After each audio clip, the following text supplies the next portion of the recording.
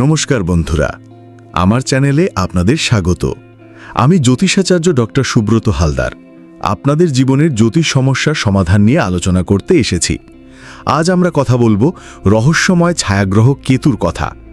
কেতু যখন জন্মকুণ্ডলিতে অশুভ্র অবস্থানে থাকে তখন জীবনে নানা বাধা বিপত্তি আসে, মানসিক অশান্তি, আর্থিক ক্ষতি, এমনকি স্বাস্থ্য সমস্যাও।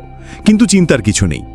আজ আমি আপনাদের বলবো কেতুর কবল থেকে মুক্তির সহজ ও কার্যকরী উপায়। তাই ভিডিওটা শেষ পর্যন্ত দেখুন, লাইক করুন, শেয়ার করুন আর সাবস্ক্রাইব করে বেল আইকনটি প্রেস করুন। প্রথমে জেনে নিই কেতু কি।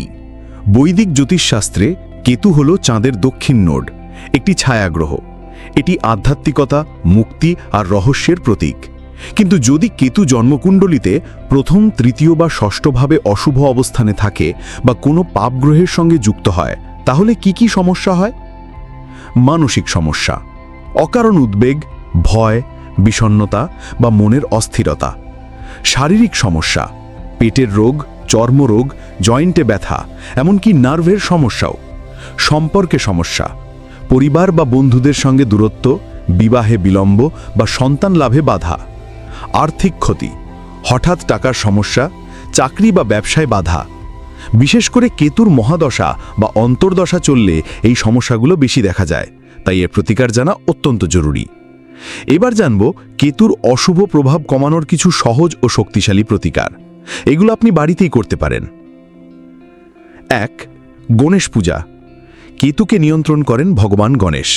প্রতিদিন সকালে ওং গং গানাপাতায়ে নমঃ মন্ত্র 108 বার জপ করুন, এতে জীবনের বাধা দূর হবে। 2. কেতু মন্ত্র জপ। কেতুর বীজ মন্ত্র ওং স্রাং শ্রিং স্রং সাহা কেতাবেই নমঃ প্রতিদিন 108 বার জপ করুন। মঙ্গল বা শনিবার এটি করলে ফল বেশি পাবেন। 3. দান ধর্ম। 2 রঙের কুকুরকে রুটি, দুধ বা বিস্কিট খাওয়ান। তিল, কালো কম্বল বা সর্ষের তেল গরিবদের দান করুন। 4. রত্ন ধারণ। জ্যোতিষীর পরামর্শ নিয়ে লেহেসুনিয়া বা ক্যাটসাই পাথর ধারণ করতে পারেন। 5. পূজা ও উপবাস। কেতু শান্তি পূজা বা ভৈরব পূজা করুন। মঙ্গল বা শনিবার উপবাস রেখে নিরামিষ খাবার খান। 6. ধ্যান ও যোগ। কেতুর আধ্যাত্মিক শক্তিকে ইতিবাচক করতে প্রতিদিন ধ্যান করুন। মন শান্ত থাকবে আর জীবনে স্থিরতা আসবে। বন্ধুরা, কেতু শুধু খারাপ ফল দেয় না, এটি আধ্যাত্মিক জ্ঞান, মুক্তি আর সত্যের পথ দেখায়। সঠিক প্রতিকার করলে কেতু আপনার জীবনে শান্তি ও সমৃদ্ধি আনতে পারে। তাই ভয় পাবেন না, বরং এই উপায়গুলো নিয়মিত করুন। তো বন্ধুরা, কেতুর এই প্রতিকারগুলো কেমন লাগলো? কমেন্টে জানান আপনার জন্মকুণ্ডলিতে কেতু কোনভাবে আছে বা আপনি কোন প্রতিকার করছেন।